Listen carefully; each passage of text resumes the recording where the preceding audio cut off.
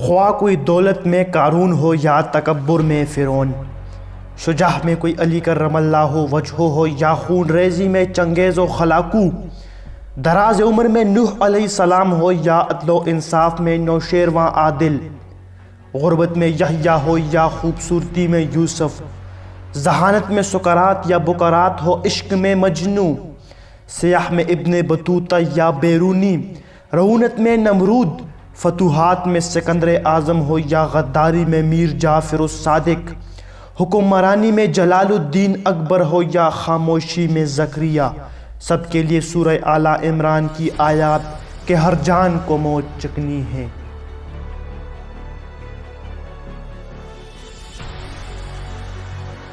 السلام علیکم دوستو، میرا نام ارباز خان ہے اور آپ دیکھ رہے ہیں خان خیل ٹی وی۔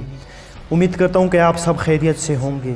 آج کی اس ویڈیو میں آپ جانیں گے مغربی ایشیا کے ایک ملک اسرائیل کے بارے میں۔ اسرائیل جو کہ بحیرہ روم کے جنوب مشرقی ساحل پر موجود ہے۔ اس سے پہلے اگر آپ Khan Khel T V channel پر نئے ہیں تو اس چینل کو سبسکرائب کرتے ہوئے ساتھ میں بیل آئیکن کو ضرور پریس کریں تاکہ آپ کو ہماری نئی آنے والی ویڈیو کی نوٹیفیکیشن بر وقت مل سکے۔ دوستو، اسرائیل کے شمال میں لبنان، شمال مشرق میں شام، مشرق میں اردن، جنوب مشرق میں فلسطین، جنوب میں مصر، خلیج عقبہ اور ریڈ سی بہتا ہے۔ دوستو، جیسے دوسرے کئی ممالک تاریخ میں بہت پرانے گنے جاتے ہیں، ویسے ہی اسرائیل بھی ہے جو ہزاروں سالہ تاریخ پر مبنی ایک ثقافت پیش کرتا ہے۔ دوستو، اسرائیل کے تاریخ کے بارے میں اتنا کہوں گا کہ اس ملک کو 635 عیسوی میں عرب مسلمانوں نے فتح کر لیا تھا۔ اس سے پہلے یہ علاقہ مسیحی حکمرانوں کے قبضے میں تھا۔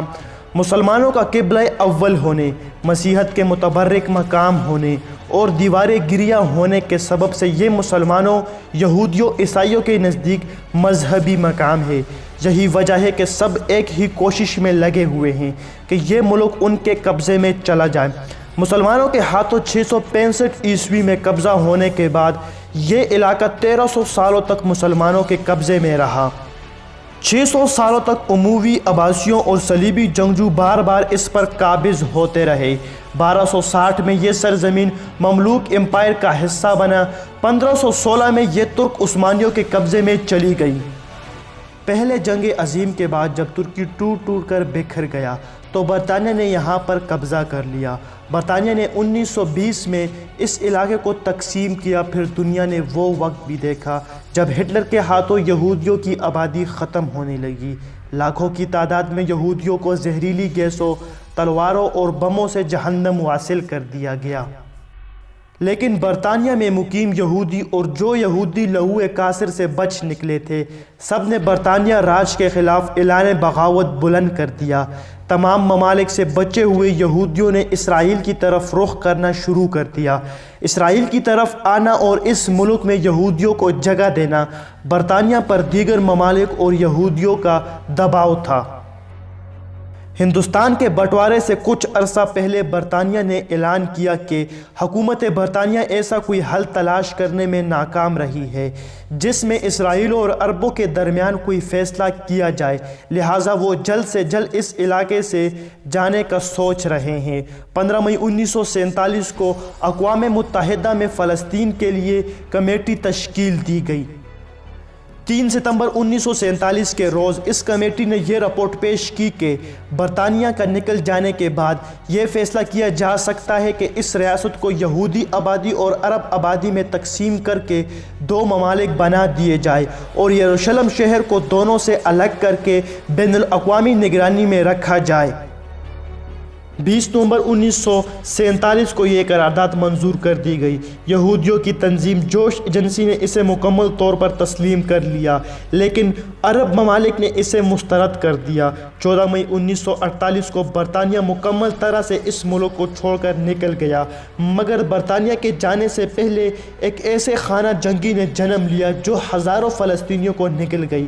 لاکھوں کی تعداد میں بسنے والے فلسطینی اس سرزمین کو چھوڑ کر یہاں سے نکل گئے۔ برطانیہ کے نکل جانے سے ایک روز پہلے اسرائیلی بانی ڈیوڈ بن گوریان نے ملک اسرائیل کا اعلان کر دیا تھا۔ اگلے روز 4 اور ملکوں نے اسرائیل پر دعویٰ بول دیا، مگر لاکھوں مزید فلسطینیوں کو اس سرزمین سے نکال دیا گیا، لاکھوں کی تعداد میں مسلمانوں کو مار دیا گیا۔ 11 مئی 1949 کو اقوام متحدہ نے ریفرینڈم کر دیا جس میں فلسطینیوں کی تعداد پہلے سے ہی خطے سے ختم ہو چکی تھی اور دیگر ممالک سے یہودیوں کو یہاں لایا جا چکا تھا۔ ریفرینڈم کا فیصلہ اسرائیل کے حق میں آیا۔ اسرائیل کی آبادی ریفرینڈم کے وقت 8 لاکھ تھی، مگر آنے والے 10 سالوں میں یہ آبادی 20 لاکھ تک پہنچ گئی۔ اسرائیل کے قیام کے وقت سے عرب اور دیگر مسلم ممالک اسرائیل کے خلاف کھڑے تھے۔ کئی بار اسرائیل پر حملہ کیا، مگر اندرونی بغاوتوں اور نااہلیوں کی وجہ سے ہر بار اسرائیل کو فتح نصیب ہوئی۔ اسرائیل میں آنے والے یہودی اس نیت سے آئے تھے کہ یہودیوں کا ایک الگ ملک ہوگا جہاں یہودی آرام اور سکون سے رہ سکیں گے، مگر شروع میں سب الٹ ہو گیا۔ یورپ سے آنے والے یہودی جو پیسے اور تعلیم میں مسقط رکھتے تھے، سب کو عربوں کی چھوڑے ہوئے گھر اور کاروبار تھما دیے گئے، جبکہ غریب ممالک اور افریقہ سے آنے والے یہودیوں کو مہاجرین کے کیمپوں میں جگہ دی گئی۔ 1977 میں انور السادات نے، جو مصری صدر تھے، سرکاری طور پر اسرائیل کا دورہ کیا۔ اس سے پہلے کسی عرب ممالک نے اسرائیل کے وجود کو نہیں مانا تھا، مگر اس کے بعد امریکہ اسرائیل سے فنڈنگ کی وجہ سے آج کئی ممالک اسرائیل کی حمایت میں کھڑے ہوئے ہیں۔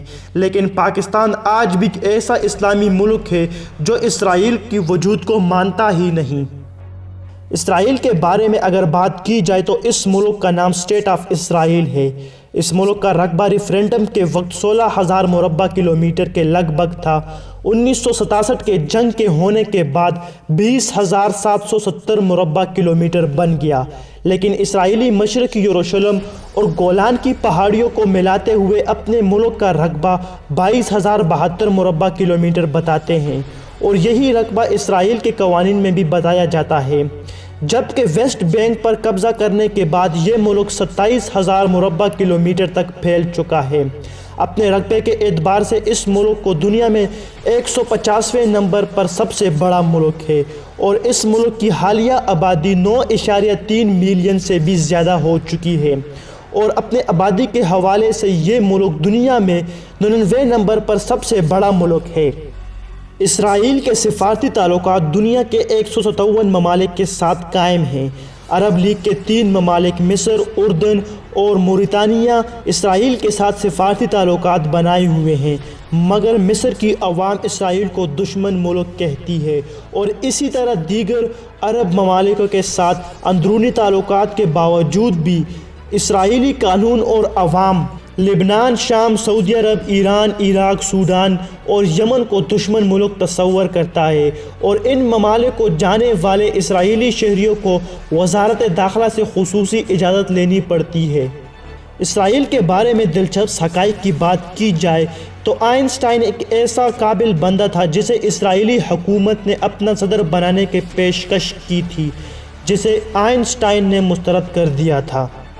عبرانی کے ساتھ ساتھ عربی اس ملک کی دوسری سرکاری زبان ہے، جبکہ روسی، امری اور فرانسیسی زبان کا استعمال بھی کافی زیادہ کی تعداد میں کی جاتی ہے۔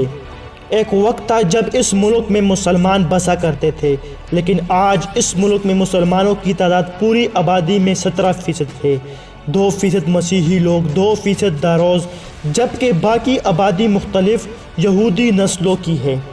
اسرائیل اتنا چھوٹا ملک ہے کہ ایک سائٹ سے دوسری سائٹ دوڑنا شروع کر دے تو آپ 2 گھنٹوں میں بآسانی اس ملک کو پار کر سکتے ہیں، اور اگر دوسری دونوں سمتوں کی طرف سے یعنی اوپر سے نیچے کی طرف دوڑنا شروع کر دے تو آپ 9 دن میں اس ملک کو پار کر سکتے ہیں۔ 1948 سے 1980 تک اسرائیل میں اسرائیلی لیرہ کا استعمال ہوتا رہا، جسے اسرائیلی پاؤنڈ بھی کہا جاتا تھا۔ 1980 سے 1985 تک استعمال ہونے والی کرنسی کو اولڈ اسرائیلی شیکل کہا جاتا تھا۔ 1985 سے اب تک اسرائیل میں استعمال ہونے والی کرنسی کو جدید شیکل کہا جاتا ہے۔ یروشلم شہر جس کے ایک سائٹ پر اسرائیل کا قبضہ ہے اور دوسرے حصے پر فلسطین کا۔ اسرائیل نے کچھ عرصہ پہلے یروشلم کو اسرائیل کا دارالحکومت ہونے کا درجہ دیا۔ یروشلم تاریخ کا وہ قدیم شہر ہے جسے آج تک 2 بار صفحہ خستی سے ختم کیا جا چکا ہے۔ 23 بار اس شہر کا محاصرہ کیا گیا ہے اور 52 بار اس شہر پر حملہ کیا جا چکا ہے۔ تو دوستو آج کے لیے اتنا ہی۔ آپ کو یہ ویڈیو کیسے لگی مجھے کمنٹس باکس میں ضرور بتائیے گا۔ ملیں گے انشاءاللہ نیکسٹ ویڈیو میں، تب تک کے لیے اللہ نگہبان۔